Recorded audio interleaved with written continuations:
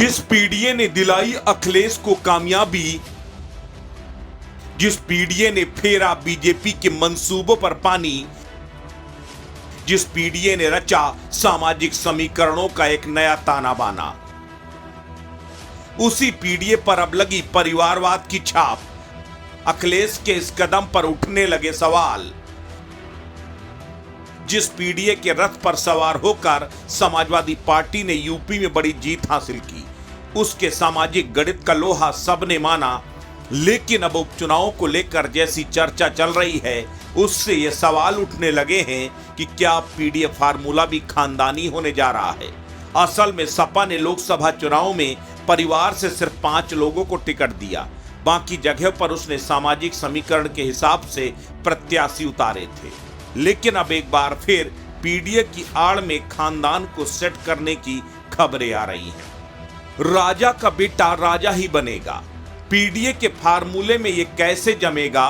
सियासत के जिस फार्मूले से जीता चुनाव पीडीए का मतलब नेताओं का खानदान। लोकसभा चुनाव में अखिलेश के पीडीए फार्मूले की खूब धूम रही।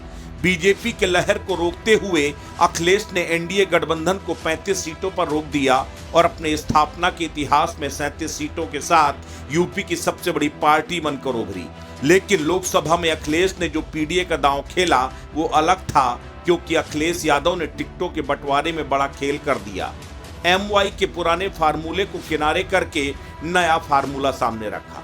इस फार्मूले के तहत यादव परिवार के सिर्फ 5 लोगों को टिकट दिया गया जो उनके कुनबे से थे।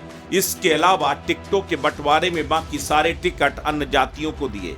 इनमें दलित, कुर्मी, मुस्लिम, अन्य पिछड़ी जातियां थीं। इसका नतीजा ये हुआ कि पीडीए का ये दांव चल गया। वोटरों में संदेश गया कि सपा का मतलब सिर्फ यादव मुस्लिम नहीं। अखिलेश को इसका सियासी फायदा भी मिला। लेकिन पीडीए का यह फार्मूला अब खानदानी पीडीए में तब्दील होता नजर आ रहा है। ऐसा इसलिए क्योंकि यूपी की जिन 10 सीटों पर उपचुनाव होने वाला है, वहां टिकटों के फार्मूले में जो खबरें सामने आ रही हैं, अखिलेश यादव उन्हीं नेताओं के परिजनों पर मेहरबानी दिखाने वाले हैं जिन्होंने संसदीय सीटें जीत ली हैं और उनके इस्तीफे के बाद सीटें खाली हुई हैं। सूत्रों की माने तो इन सीटों पर टिकटों में उन नेताओं के परिजनों को टिकट देने की तैयारी हो रही है जो लोकसभा का रुख कर चुके हैं। सूत्रों के मुताबिक अयोध्या के मिल्कीपुर सीट से अवधेश प्रसाद के बेटे अजीत को टिकट मिल सकता है। वहीं कटेहरी विधानसभा से सांसद लालजी वर्मा की बेटी छाया वर्मा को टिकट देने की तैयारी है। अखिलेश की करहल सीट से तेज प्रताप यादव को टिकट मिल सकता है। कुल 10 सीटों में से 5 पर सपा के विधायक रहे हैं, 3 सीटों पर बीजेपी और 1 पर निषाद पार्टी और 1 पर आरएलडी के विधायक रहे हैं।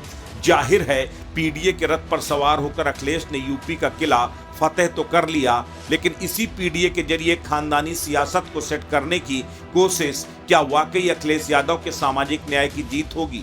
क्या अखिलेश यादव को इन सीटों पर खानदान विरासत को बढ़ावा देने के अलावा कोई और विकल्प नहीं है?